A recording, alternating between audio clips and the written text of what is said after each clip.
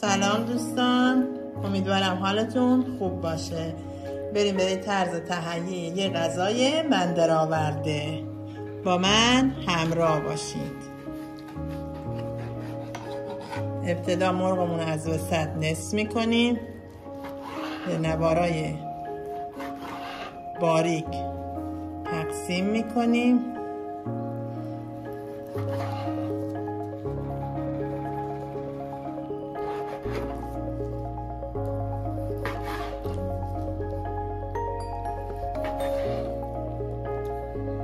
خب دوستان، مرغامون رو که نواری خورد کردیم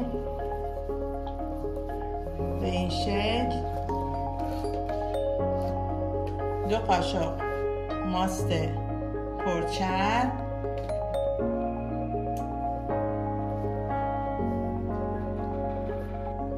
1 قاشق ارده،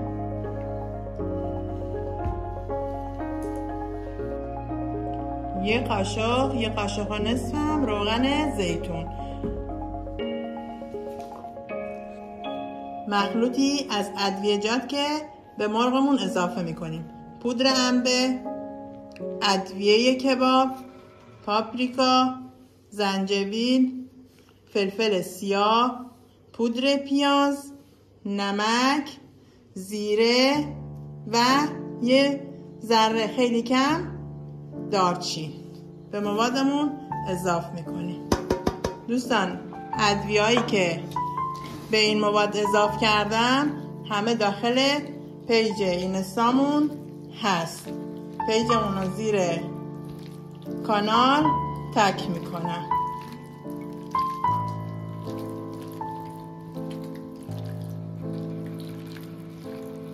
خوب مخلوط میکنیم، سلفون میکشیم، میذاریم داخل یخچال به مدت 1 ساعت.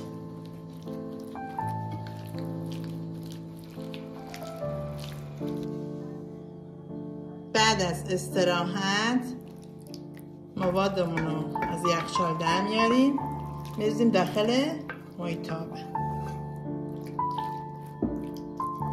میذاریم روی شعله.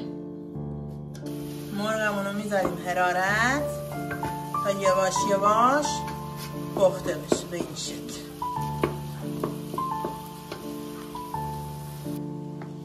اینجا یه فلفل دلمه رو برمیداریم،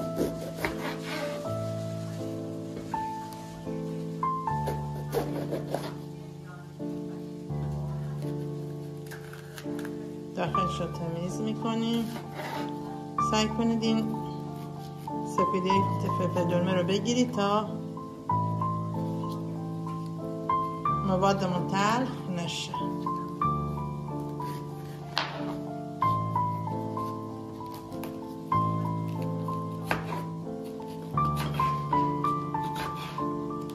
شیاره نازک می‌بریم.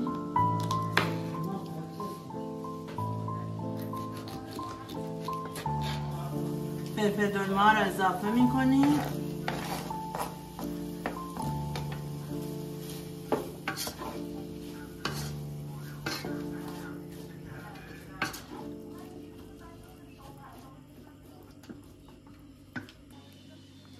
چند تا قارچ هم خرد میکنیم به این صورت.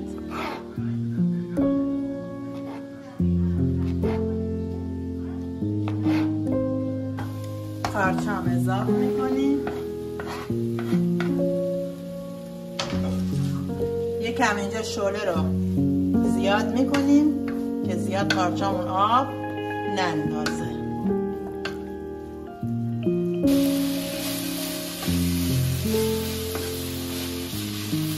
به این مرحله که رسید، حالا 1 قاشق سس کچاپ اضافه میکنیم و 2-3 دقیقه هم میزنیم، زیرش خاموش میکنیم تا از حرارت بیفته.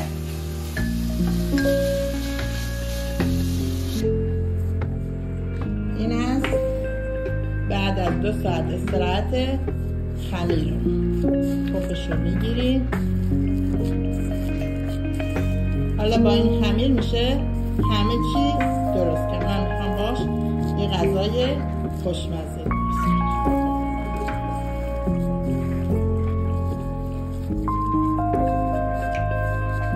چونهای کوچولو بر میداریم.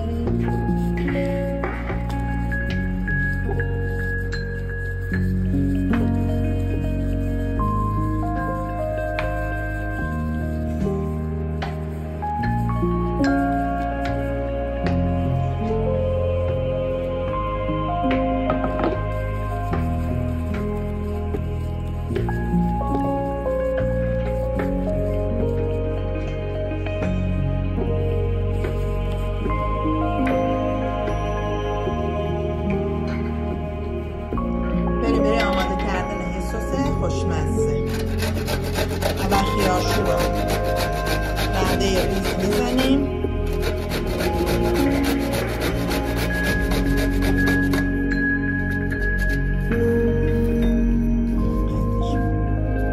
دو حبه سیر رنده میکنیم میریزیم داخل این خیارشو. دو قاشق هم ماست.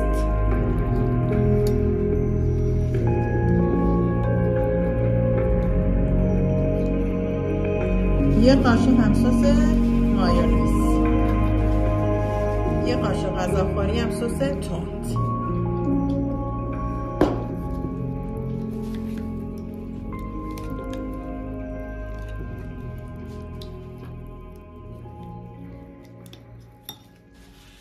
یه قاشق غذاخوری روغن زیتون. خوب مخلوط میکنیم. یه سس خوشمزه آماده شد. نوش جان. من این موادی که آماده کردم خمیرش هم خودم آماده کردم.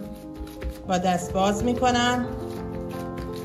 این مواد رو میشه هم داخل نون پیتا گذاشت، هم نون معمولی، هم مثل من میشه یه خمیر راحت و آسون که بعدا داخل کانال میذارم. میشه این غذا رو آماده کرد. یکم پنیر پیتزا میریزیم، میبندیمش.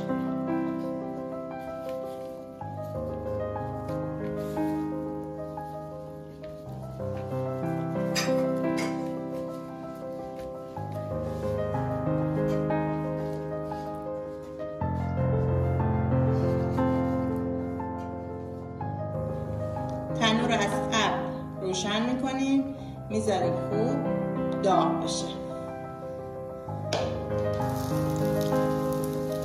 به این صورت میذاریم داخل تنور.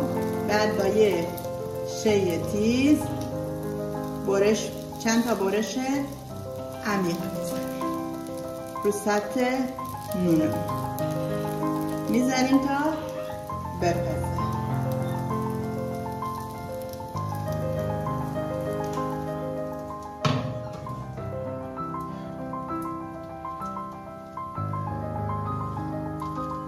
به مدت 10 دقیقه با شعله متوسط تا پخته بشه. اینم نتیجه کار و غذای خوشمزه. میریم واسه تستش.